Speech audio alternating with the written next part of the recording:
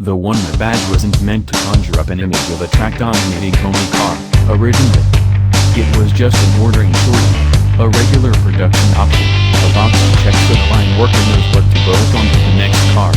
Some RPO codes have acquired mythos, becoming marketing terms unto themselves. ZR1, Z71, Z28.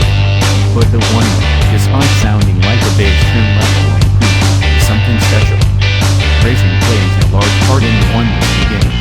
In the mid-1980s, Camaros were running in a Canadian showroom stock class called Players Chevy. The hardware ran was screwed on the cars from the factory on the cover, so the engineers provided a brick, and in packaging then built an RPO code to sell it under.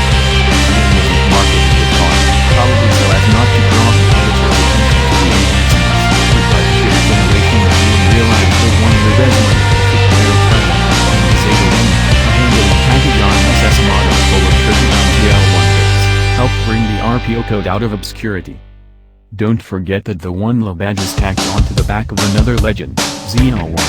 That code originally snuck massively underrated, race-developed big blocks into a few unassuming 69 Camaros.